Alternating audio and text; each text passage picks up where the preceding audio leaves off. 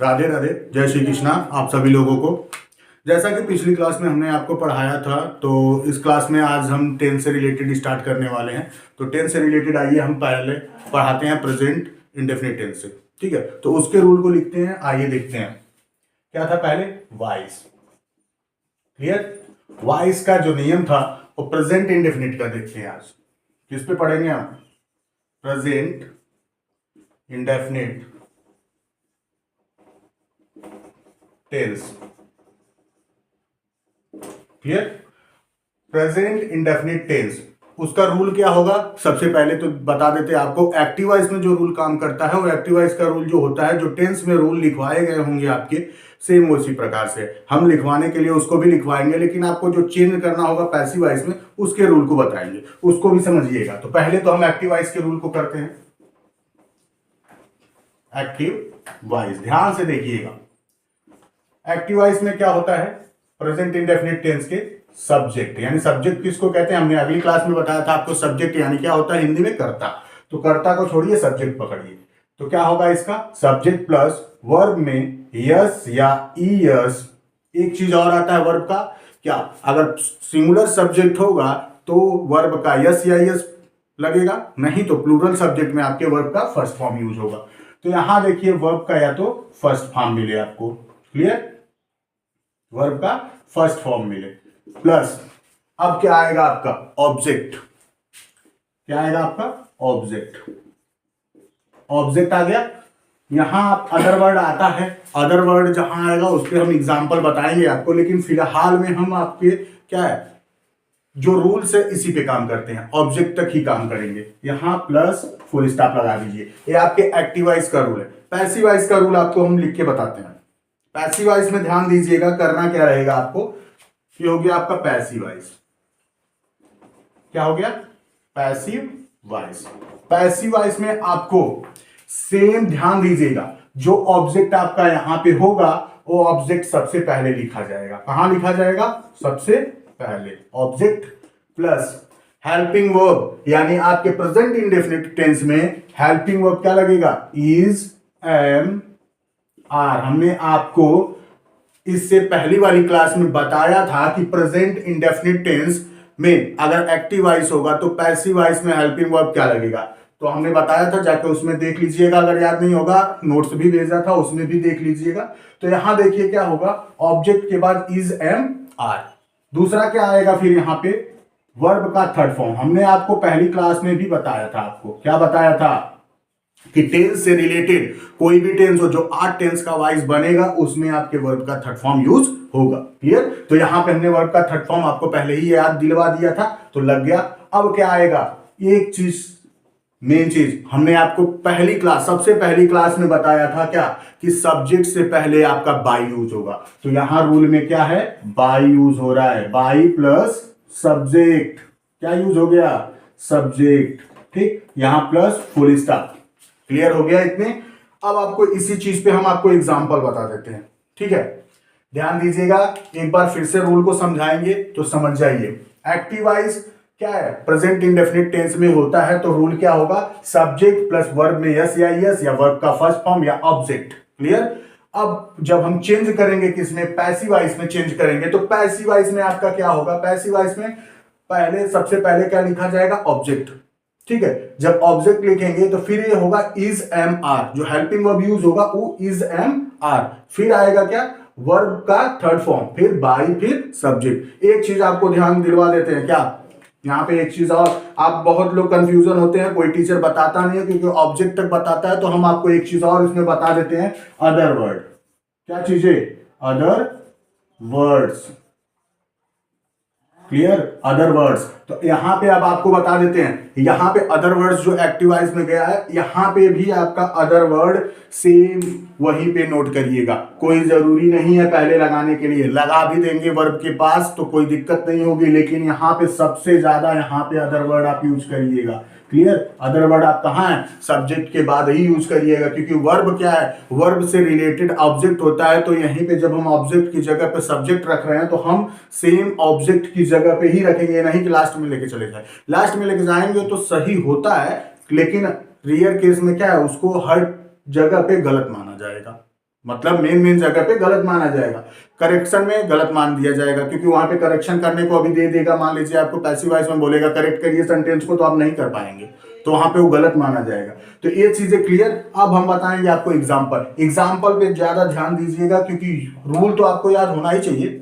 और एक चीज और क्लियर करिएगा कि यहां जो हेल्पिंग वर्ब हमने बताया, आपका क्या बताया, हेल्पिंग वर्ब जो आपका बताया, कोई भी टेंस होगा तो वहां पे हेल्पिंग वर्ब चेंज केवल होगा, रूल सेम रहेंगे, रूल पूरा सेम रहेगा, बस हेल्पिंग वर्ब हर जगह पे चेंज होगा रूल में। तो एग्जाम्पल में देखिएगा, एग्जाम्पल में क्या होगा, एग्जाम्पल में अगर दे दिया आपको he writes a letter, he writes a letter, अब आपको बता देते हैं क्या, in the room, in the room. In the room आपका ऑब्जेक्ट है, उससे मतलब हमसे है नहीं, क्या लिख रहे हैं। अब इसमें आपको मैंने बताया ऑब्जेक्ट कहां पे होगा, वर्ब के पास में होगा, एक्टिवाइज के रूल में। तो वर्ब आपका राइट्स है, तो राइट्स के बाद क्या है, और लेटर आपका ऑब्जेक्ट है। तो सबसे पहले पैसिव वॉइस को में चेंज करते समय आपको सबसे पहले क्या लिखना है, ऑब्जेक्ट। क्या लिखना है, तो यहाँ पे ऑब्जेक्ट हमारा क्या है, अ लेटर। अ लेटर जब ऑब्जेक्ट है तो सबसे पहले आप लिखेंगे अ लेटर। क्लियर हो गया, ये चीज बाद में। उसके बाद helping verb, helping verb a letter यानी सिंगुलर के साथ, मैंने पहले भी बताया था उसमें भी कि सिंगुलर के साथ किसका प्रयोग होगा, इज का प्रयोग होगा, ठीक है, और आई के साथ एम का प्रयोग होगा, और आर किसके साथ होगा, प्लूरल सब्जेक्ट के साथ होगा। क्लियर। तो यहां पे सिंगुलर सब्जेक्ट यानी एक ही पत्र लिखने की बात कर रहा है, अगर वहीं पे लेटर्स रहता तो आर लग जाता, लेकिन यहाँ पे क्या है, एक ही पत्र लिखने की बात कर रहा है, तो यहाँ पे क्या हो जाएगा, वर्ब का हेल्पिंग वर्ब इज, क्या होगा, इज। अब क्या कह रहा है, वर्ब का थर्ड फॉर्म करिए, तो वर्ब आपका राइट्स है, तो राइट का थर्ड फॉर्म क्या होगा, पहले देखिए, first form write, second form wrote, third form written. तो यहां पे क्या लिखा जाएगा आपका, राइटेन। एक बात हमेशा याद रखिएगा कि वर्ब का थर्ड फॉर्म जरूर याद करके रखिएगा, क्यों, क्योंकि वॉइस में टेंस से रिलेटेड जितनी वॉइस सेंटेंस आएंगे वॉइस के, उसमें आपका क्या है, थर्ड फॉर्म ही यूज होने वाला है। इसलिए थर्ड फॉर्म जब यूज नहीं याद होगा आपको तो दिक्कत हो जाएगी। हाँ, आपका एक चीज है, आपका एग्जाम चल रहा है तो मैं ज्यादा फोकस नहीं कराना चाहूंगा वर्ब पे, लेकिन जो लोग एग्जाम ना देने वाले बच्चे हैं उनके लिए कह रहा हूं। जो एग्जाम देने वाले बच्चे हैं उनके लिए एक चीज सिंपल है कि अगर ई आ जाएगा लास्ट में, ठीक है, अगर किसी भी वर्ब के लास्ट में ई आ रहा है तो समझ जाइए उसका थर्ड फॉर्म में यन जुड़ेगा, कंपलसरी कहीं कहीं पे, हर एक वर्ड में नहीं, ठीक है। और अगर वो चीज नहीं आएगा वहां पे तो दूसरा कोई चीज आएगा, तो आप अक्सर करके ईडी लगा दीजिएगा लास्ट में, वो वर्ब का थर्ड फॉर्म हो जाएगा, ठीक है। तो यहां पे हो गया राइटेन। अब राइटेन हो गया, अब कह रहा है कि क्या लगा दें हम, बाई, लगा दीजिए बाई। अब कह रहा है सब्जेक्ट लिखिए, हमने आपको फर्स्ट क्लास में ये भी बताया था सब्जेक्ट का ऑब्जेक्ट कैसे बनेगा। तो यहां पे सब्जेक्ट ही है, तो ही का ऑब्जेक्ट क्या होगा बाबू, हिम। क्या होगा, हिम। अब आपका वो देखिए अदर वर्ड है, अदर वर्ड जोड़ दीजिए, इन द रूम, कोई दिक्कत नहीं, किसी को कोई दिक्कत नहीं। अब आइए दूसरे सेंटेंस पे, दूसरा सेंटेंस आपका चलिए एम का भी बता देते हैं भाई। क्या, they beat to me. Clear, they beat to me, ये किसमें है आपका, ये समझ आइए, आई ये एक्टिव वॉइस में था, ये पैसिव वॉइस में आपने कन्वर्ट किया, ये भी एक्टिव वॉइस है, इसका पैसिव वॉइस में कन्वर्ट करना है। तो यहां पे आप ध्यान दीजिएगा, दे आपका सब्जेक्ट, क्या हो गया, दे आपका सब्जेक्ट, ए वर्ब, रूल से मिला लीजिए, फिर मी आपका ऑब्जेक्ट। अब क्या हो गया, पैसिव वॉइस में कन्वर्ट करते समय हमें सबसे पहले किसको लिखना है, ऑब्जेक्ट को। ऑब्जेक्ट यहाँ पे मी है, तो मी का क्या होगा, मी किसका ऑब्जेक्ट है, याद किए होंगे तो पता होगा, मी आई का ऑब्जेक्ट है, सॉरी, हाँ आई का ऑब्जेक्ट है, यहां पे क्या लगाएंगे, आई। क्लियर। अब आई आ गया, तो आई के साथ यहां हमने आपको क्या बताया, हेल्पिंग वर्ब एम का यूज होगा, एम। क्लियर हो गया ये चीजें। अब कह रहा है कि वर्ब का थर्ड फॉर्म लगा दीजिए, बीट का क्या होगा बाबू, बीटेन। याद रखिएगा, ये अक्सर करके यही चीजें आती हैं। B10 फिर कह रहा है क्या रूल हमारा, बाई लगा दीजिए, हम बाई को यूज कर दे रहे हैं। अब क्या कह रहा है कि सब्जेक्ट लिखिए, सब्जेक्ट दे है तो दे का ऑब्जेक्ट क्या होगा, देम। सबसे कंपलसरी हमने आपको पहली क्लास में बताया था, सब्जेक्ट का ऑब्जेक्ट रूप बहुत ही इंपॉर्टेंट है वॉइस के लिए। सब्जेक्ट का ऑब्जेक्ट रूप, ऑब्जेक्ट का सब्जेक्ट रूप, ये बहुत ही क्या है आपके वॉइस के लिए, पैसिव वॉइस में चेंज करने के लिए इंपॉर्टेंट। आपका तीसरा सेंटेंस हम बताते हैं आर पे, नीचे फोकस है, जगह है, देख लीजिएगा। चलिए तीसरा देख लीजिए, तीसरा होगा आपका यू कॉल टू अस, ये एक्टिव वॉइस में है। रूल के हिसाब से सबसे पहले क्या आएगा आपका ऑब्जेक्ट। अस किसका क्या बोलते हैं, ऑब्जेक्ट है। कौन से सब्जेक्ट का ऑब्जेक्ट अस है, वी। किसका, वी। हेल्पिंग वर्ब वी के साथ, वी क्या है सब्जेक्ट, प्लूरल है सिंगुलर, प्लूरल। प्लूरल है तो क्या लगेगा आर, क्या लगेगा आर। काल का क्या होगा, हमने बोला ना लास्ट में, नहीं आ रहा है आपके दिमाग में कि इसका थर्ड फॉर्म क्या होगा या सेकेंड फॉर्म क्या होगा, तो ईडी जोड़ दीजिए, क्या पता भाग्य साथ दे दे आपका सही हो जाए। ना लिखने से अच्छा है तो लिख ही दो। कार्ड, कार्ड हो गया।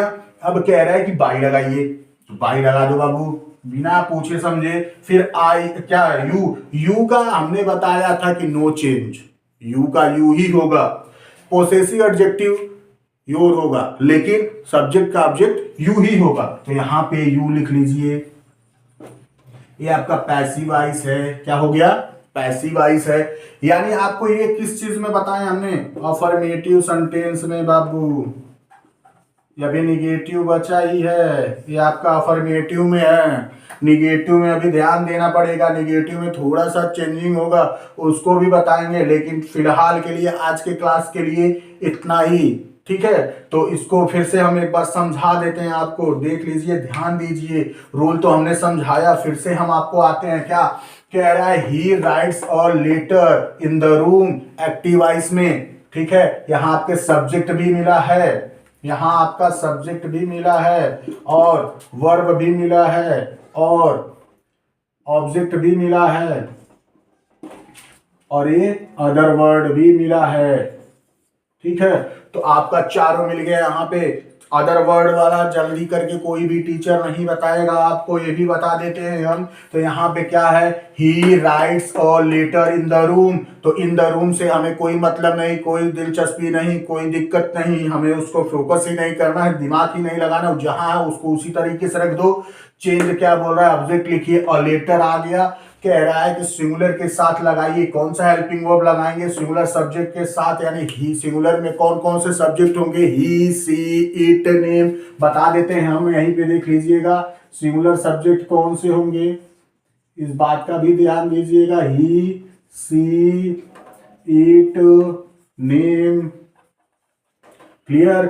अब प्लूरल सब्जेक्ट भी बता देते हैं आपको, प्लूरल सब्जेक्ट होंगे यू, वी, दे और आई, ठीक है। लेकिन यहां पे एक चीज ध्यान दीजिएगा, आई के साथ एम का लगेगा, और सिंगुलर सब्जेक्ट के साथ इज, प्लूरल सब्जेक्ट के साथ आर।